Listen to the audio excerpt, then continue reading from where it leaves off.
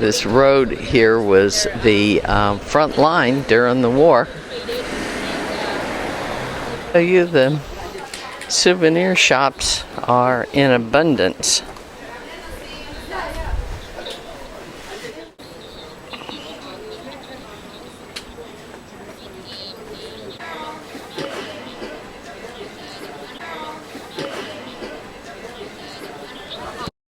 Look at the roofs. These are big stone slabs covering the roofs.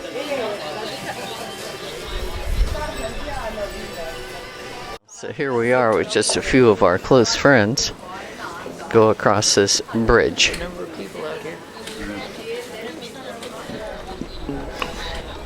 Very pretty view over here.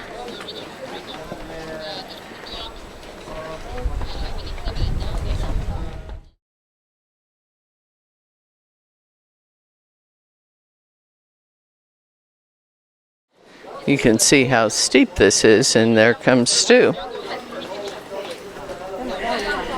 These spacers in between, I guess, to keep you from falling. So there's the little beach. Some of these stones came from the bridge. This is quite a river here. Well, this just keeps going on and on with more shops. The reason for the stone slabs on the roof is they provide insulation. Now those are interesting. Those are from the war, I'm sure. There's another use for shell casings, pins.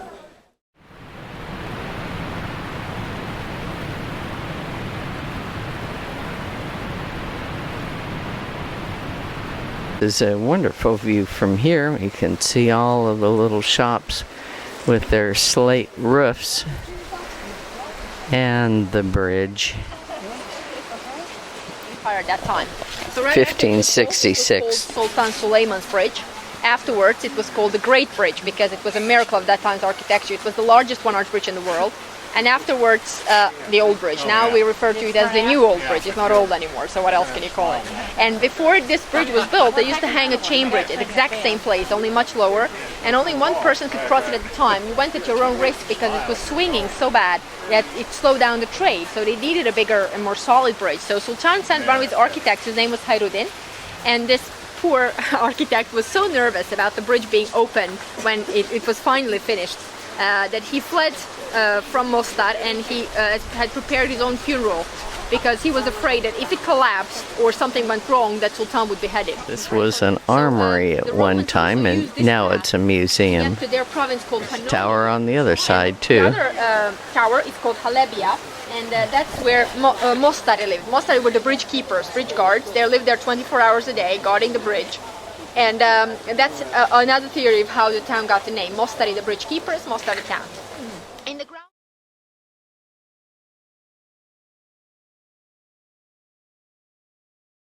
Cemetery here.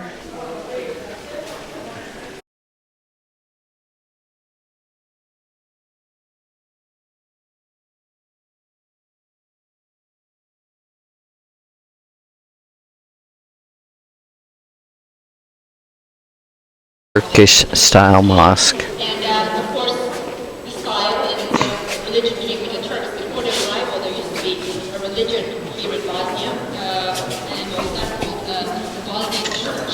There were Logos, heretics, considered heretics.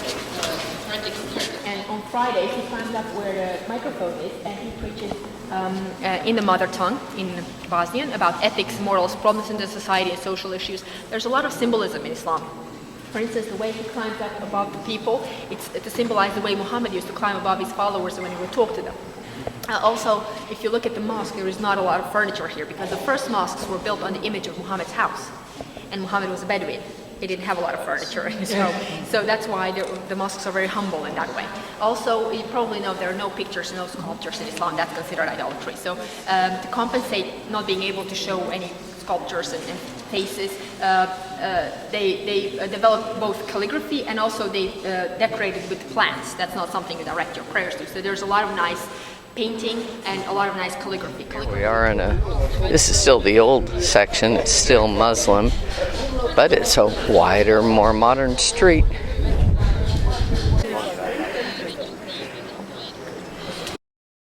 Into a traditional house of the Ottoman period.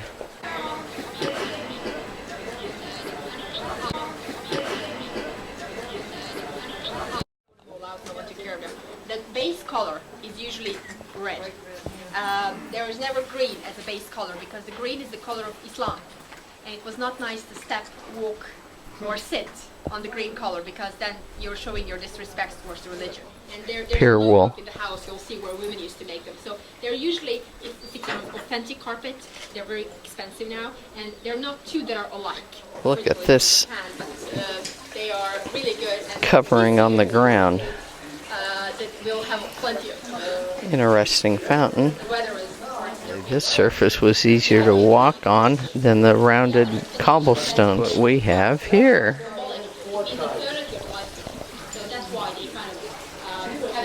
I see 3 of them. And the third explanation about why the bridge has. Oh, here's another couple over here.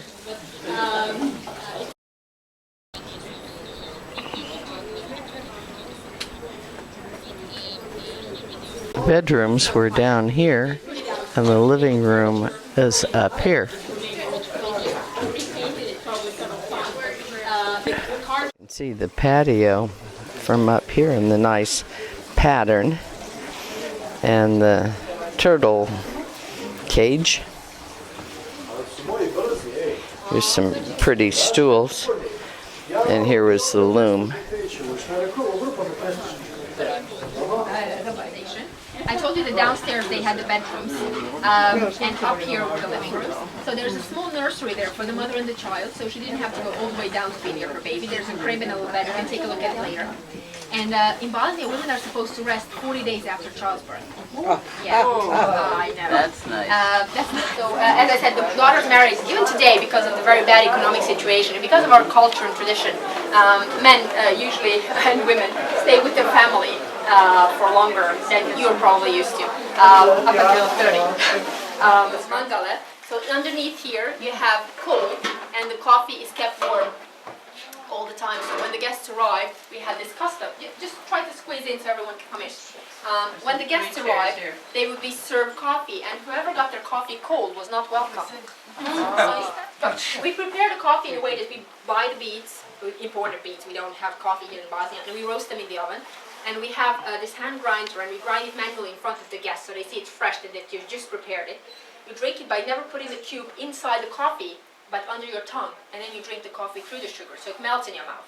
It's not very good for your teeth, but you're on holiday. And also, you get a glass of water on the side, so every time you sip a bit of coffee, you get a little water to wash out the taste. So next time you sip coffee again, you get the full taste in your mouth again. So it's all about combining the two and keeping it as long, as possible, lady, right? So it was a status symbol. So these are. Oh my God! She was very attractive.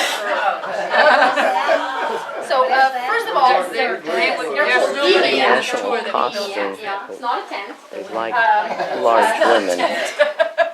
So you put it on, and it goes around your ankle. It looks like a skirt, but it's actually pants. So when you walk, you don't drag it with you, so it's hygienic. And if you bend forward, it doesn't reveal any of, God forbid, your skin. So you don't show anything. So bright colors for young ladies, a bit darker for the older ones, but never black because of the heat. And inside of the walls, if a man that wasn't a part of the family came in, she had to be covered down to your arm wrist, and she had to be covered on her hair. But Bosnian women just cover half of their hair. On the photo over there. So it's just a part of the national costume. If you want to dress up a little bit, you have small coins on your forehead to make it extra festive. And the men. More war damage, and the shells they used when they landed inside started a fire, so they were burned out.